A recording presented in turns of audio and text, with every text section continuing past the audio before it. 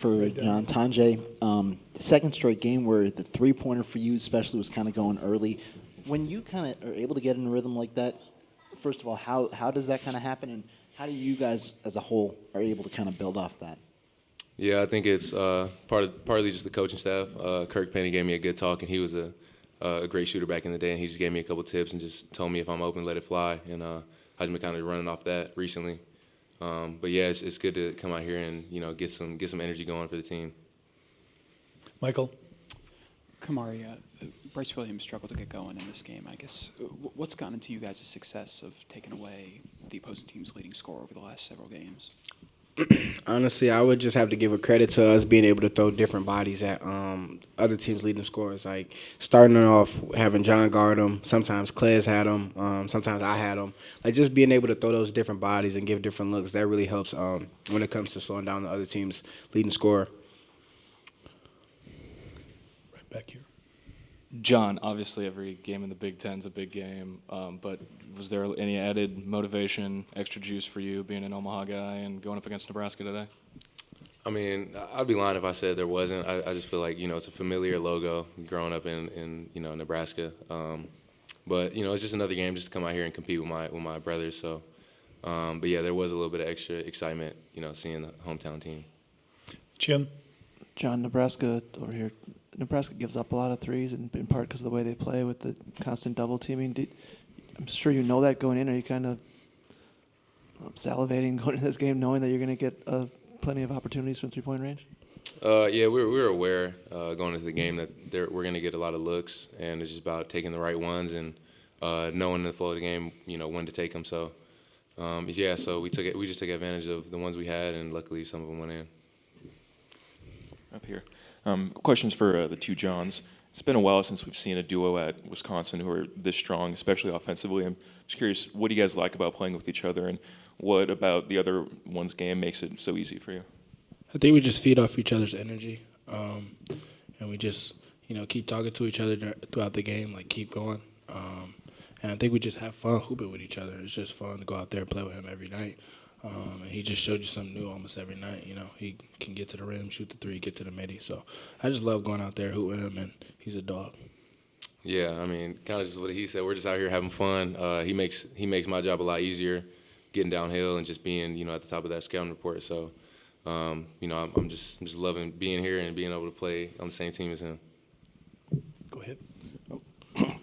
Kamari, this was from a defensive standpoint in terms of field goal percentage, one of the better days this team's had in terms of holding a team down to a low field goal percentage. What do you think went into that?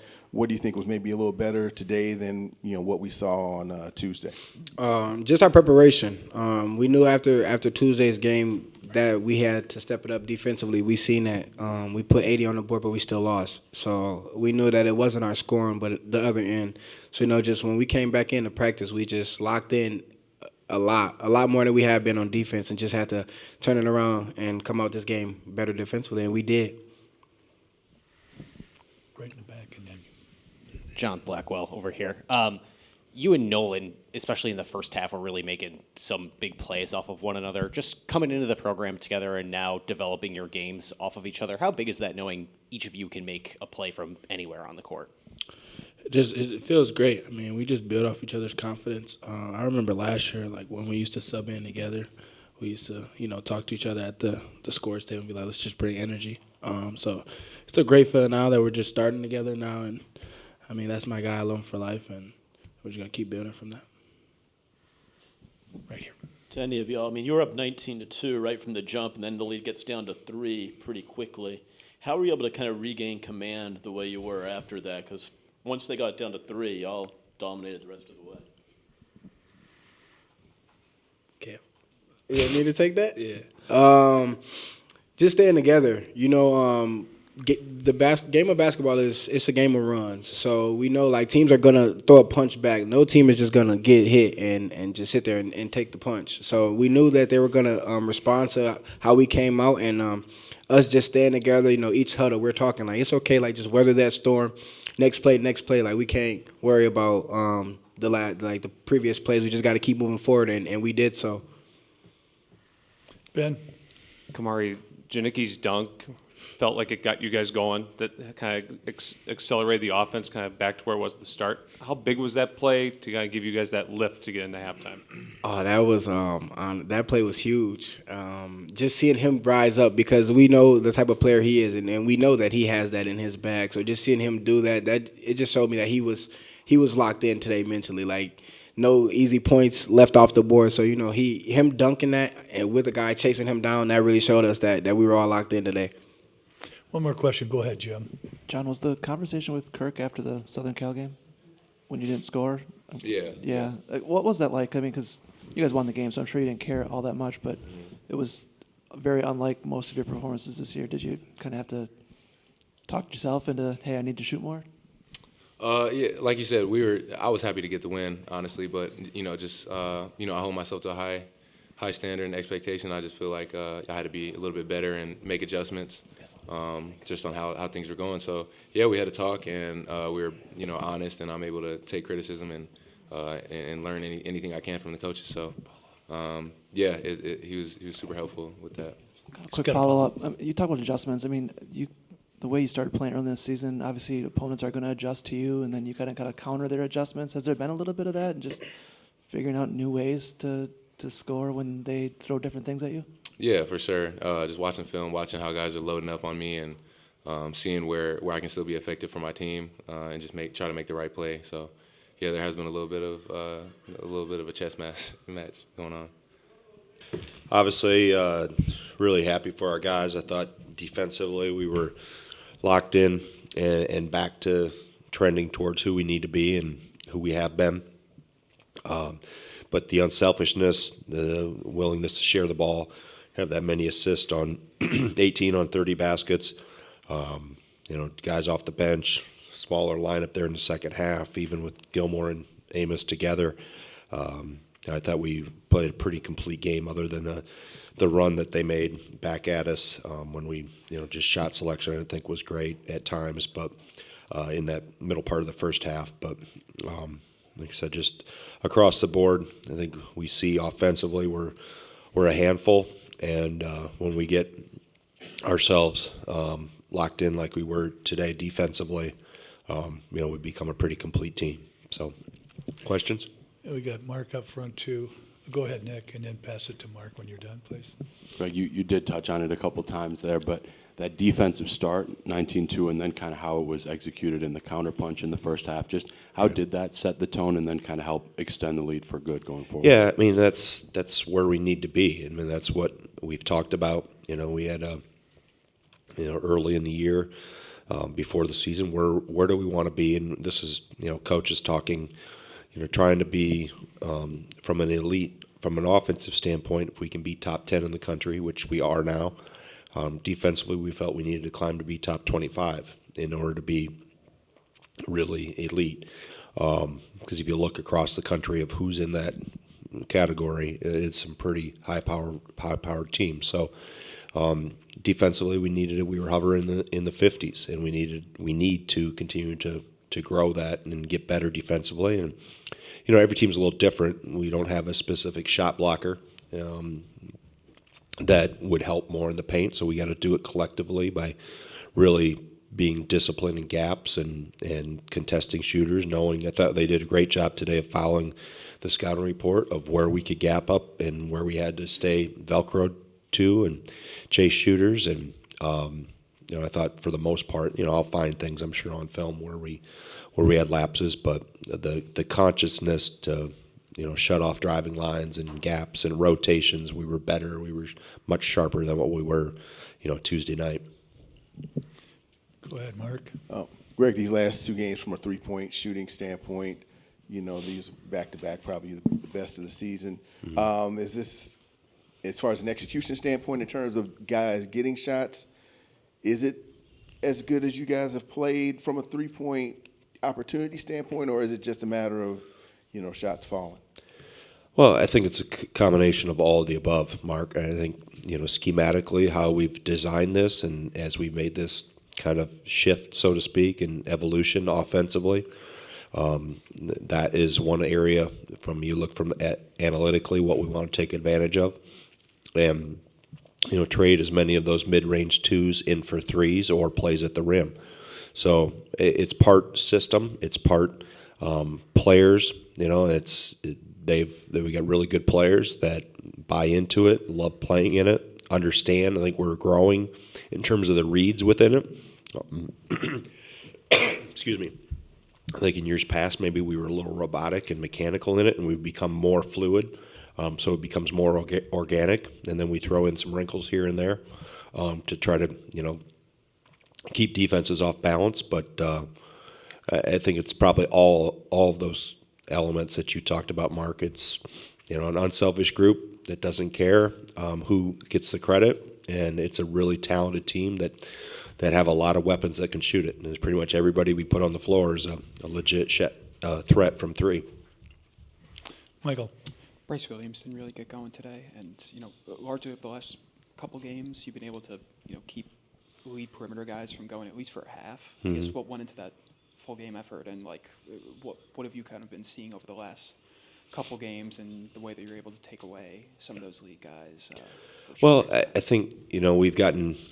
It starts with on the ball and getting good ball pressure, and then it's as I mentioned before, following the scouting report of that individual or that team or the lineup that's on the floor that you have to defend. I think our 4s and 5s have gotten better in ball screens in terms of hedging and blitzing and some of that, and we've gotten better at recognizing when we need to switch, when it's not an automatic predetermined call. The organic piece of it that I think evolves and gets better as the season goes on because team players get more accustomed to playing with each other and when to, when not to. So it's a combination of everything, and I think the thing too is we want to make sure our strength is in numbers. As I mentioned, we don't have a legit shot blocker, and so we have to build our defense other ways, and it's through the strength in numbers, and making sure we keep the lane. We don't want to give up stuff at our rim and trying to keep the ball out of there as much as possible. So it's a combination of, guys on the ball doing a good job. I thought today we were much better away from the ball when the ball screen wasn't taking place. We exploded the ball screen and got them, but we were loaded behind it. We didn't give up things in the middle of the paint behind the ball screen action, which, as you heard me the other day, I thought at UCLA we were too spread out behind it, and today we were better. Go ahead. Up here, Greg. Front, Coach. Today was another really strong day from both John Tonje and John Blackwell. I'm curious about the value of having two guys who can score like most teams' top option, and how that makes things easier for you guys offensively. Yeah, I think it's a byproduct of having a team that can really score. You can't zero in on one or two guys because then Steve will get something going, Nolan will get stuff going, obviously Klez. And then we bring some pop off the bench too, different with Gilmore and McGee, and just they're opportunistic. And I think we don't come into it with a predetermined mindset that player A, B, or C has to get so many shots. It happens. You take what the defense gives you, and you try to put players in position of their strengths. And both Johns have done a good job of. I thought Blackwell was a little loose with the ball in the first half, and we talked about that of just tightening things up and knowing with how they play, how they sit a guy at the rim and rotate and trap and those things that, first side, second side attacks weren't going to be there. We had to really distort the defense first. Then you would have opportunities, and they did a better job of that as the game wore on. Go right middle, Coach. Yeah. You're in a kind of weird stretch of your schedule, 8 games, only 2 at home. Just having an older team like this, how helpful is it in navigating this stretch, and how imperative does it make kind of capitalizing when you are at home during this stretch? Yeah, I never make a big deal of home or road. I don't. We never have. Going back I think that's why our consistency and our success, whether it's here or whether it's on the road, has been pretty good. Just I don't make a big deal about going on the road, and I don't make a big deal about playing at home. It's preparation is the same. We have a game plan. If you zero in on what you're supposed to be doing, what happens outside the lines doesn't matter, right?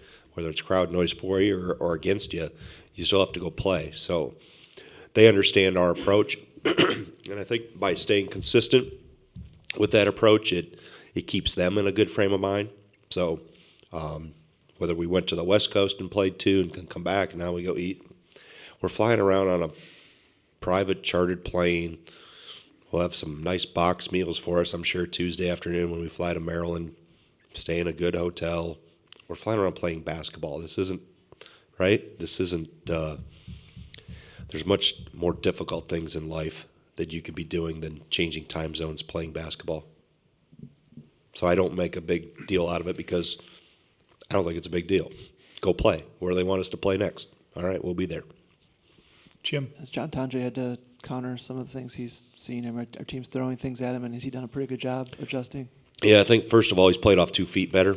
A couple times today he got caught underneath our basket in the second half. But I thought the other part, it'll make life easier for him when we're really moving the ball. And again, first side, second side attacks, when we see a team that really loads to it and shades towards it, depending on how they play the wing ball screens, kind of determine what we run and how we attack it. But the other 4 guys really moving the ball around him puts him and let it come to him. Let him.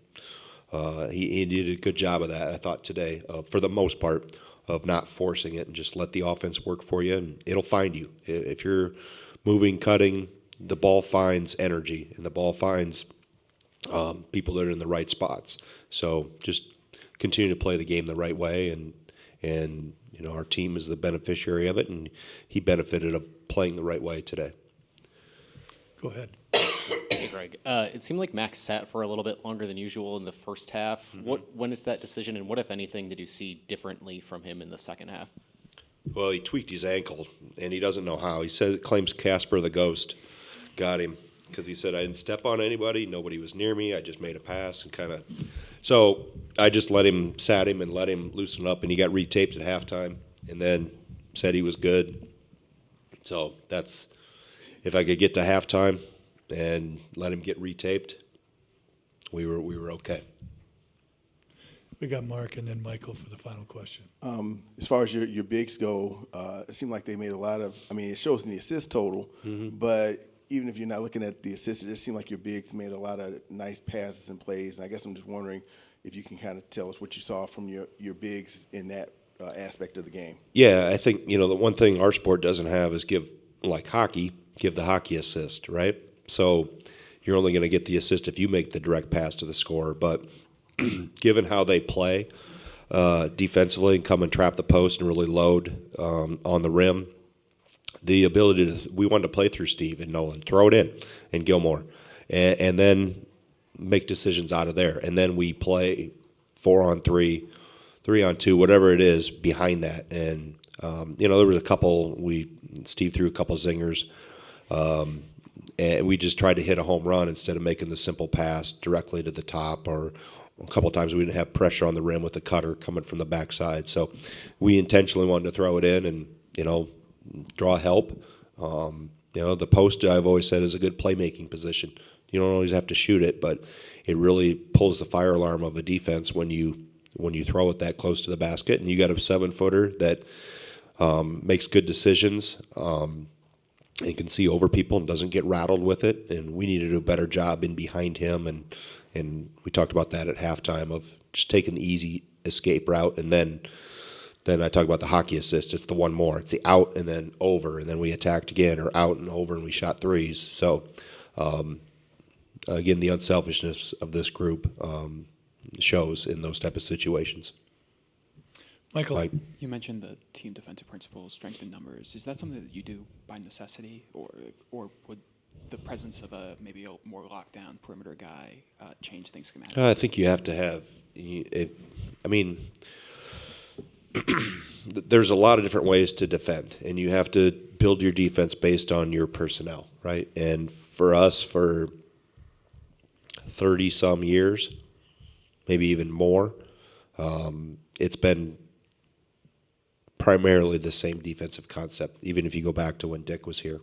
You know, the pack line, squeeze, whatever you want to term, you want to throw on it, but it's, you know, protecting your paint, you know, and it starts with good ball pressure. I watched Houston, Kansas last night, and that last 10 seconds when Houston put the press on, That's not us. I mean, holy smokes! You talk about Kansas couldn't get the ball in bounds. They're built for that. They're recruited to that. We recruit based on who we are, where we are, all those type of things to play a way that gives us the best chance to have success over the course of time. And so it's, we've had shot blockers here. Got one on my staff. He doesn't have any eligibility left. Steamer. Nate Reavers blocked a lot of shots. We've had other guys, but I think Nolan will be in time. That's not Steve's forte. It's got to be position defense. But then it'll just gives you another eraser, an extra mulligan, so to speak, behind if somebody does get beat, you get somebody there. But I like the strength in numbers concept. I think over the course of time, it fits who we are and gives us the best chance to have success. And I think that's our job as a staff is to, put our players in the best position to have success. We go at you 94 feet, and it probably wouldn't work in our favor. It's not how we're built. How we're built is what you saw today.